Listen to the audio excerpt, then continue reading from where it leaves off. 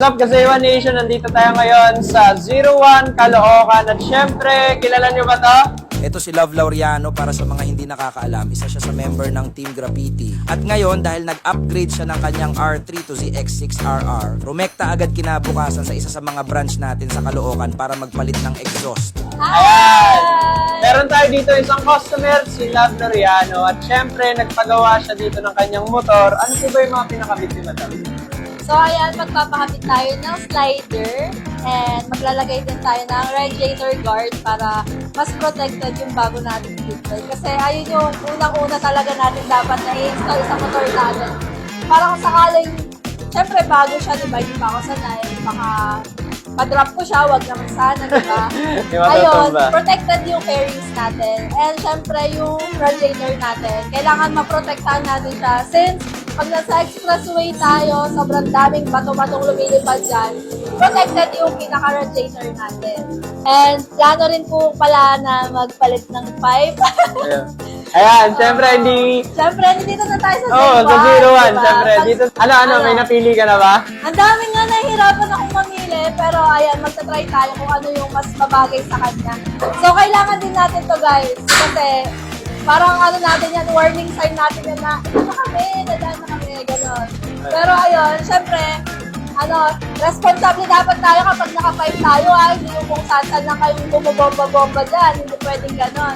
So, gagamitin natin sa tama yung pipe natin. Di ba, kuya? Oo, yan. Tama naman. And also yan, so, papakita namin sa inyo mamaya kung ano yung tambutong ikakabit. And also, yung slider at radiator guard. Mamaya, ipapakita namin yan. Magbabalik kami mamaya ulit. Okay? Let's go.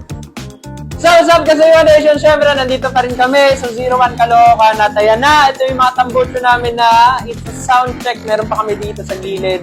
And also, kasama natin si Love Laureano. Ayan. So, mamimili siya ng tambucho.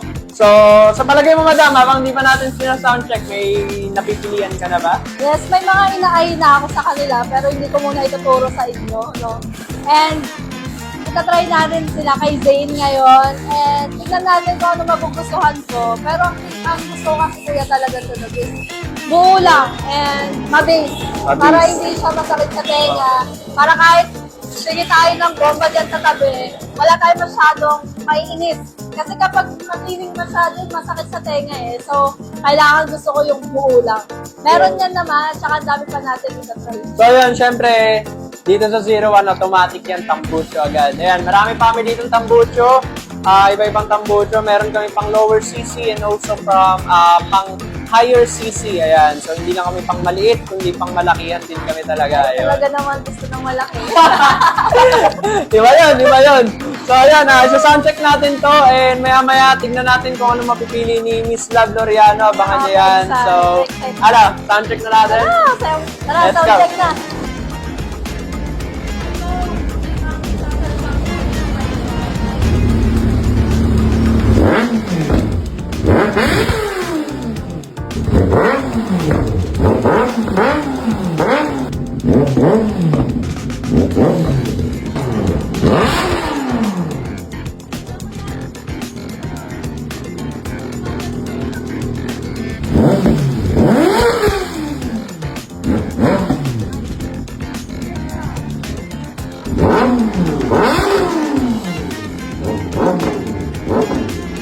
Kasaywan Nation at ayan, nakabit na namin ang tambucho ni Love Laureano. Ayan, so ito ang napili ni Love Laureano, ang Bilin Renegade, itong black na to. Ito siya kuya, oh. Ano masasabi mo dun sa pipe natin?